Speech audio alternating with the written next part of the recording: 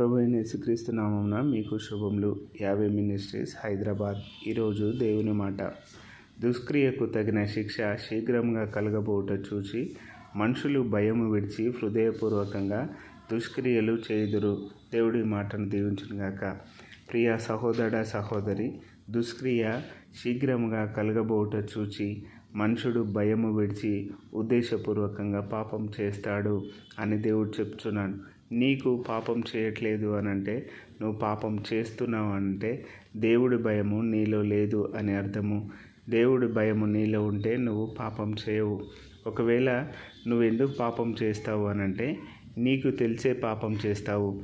నీకు తెలిసే హృదయపూర్వకంగా ఆ చెడ్డ క్రియ చేస్తావు. నీకు తెలిసే ఏదైనా హృదయపూర్వకంగా అనుకునే చేస్తావు. అంతేకాని అన్ఇన్సిడెంట్ అనేది ఉండదు. ఒక పాపమైనా, ఒక చెడ్డ క్రియ అయినా, ఒక తలంపు అయినా కూడా నువ్వు అనుకోనే చేస్తావు తప్ప నువ్వు అనుకోకుండా ఏది చేయవు. అది నువ్వు ముందే ప్రిపేర్ అయి ఉంటావు. కానీ దాన్ని బట్టి నువ్వు ఈరోజు నాకు ఏం కలగలేదు కదా, నన్ను ఎవరు చూడలేదు కదా, నన్ను ఎవరు గమనించలేదు కదా అని నీ హృదయంలో అనుకుంటావు. కానీ జాగ్రత్త సుమి, ఆకాశమందు దేవుడు ఉన్నాడని మర్చిపోవద్దు.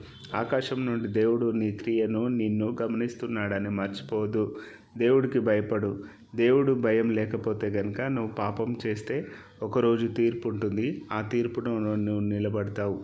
నువ్వు చేసిన ప్రతి క్రియను బట్టి దేవుడు నిన్ను పనిష్మెంట్ చేస్తాడు. నువ్వు చేసిన ప్రతి దుష్కార్యమును బట్టి, చెడ్డ క్రియను బట్టి నిన్ను దేవుడు తీర్పులోనికి తీస్తాడు. కాబట్టి జాగ్రత్తగా ఉండు. ఈరోజైనా నీ జీవితాన్ని సరి చేసుకొని నీ పాపపు క్రియను వదిలిపెట్టు. దేవుడికి భయపడి జీవించు. అప్పుడు నువ్వును నీ కుటుంబం దీవించబడతారు. దేవుడు ఇచ్చిన మాటను దీవించునుగాక. ఆమెన్.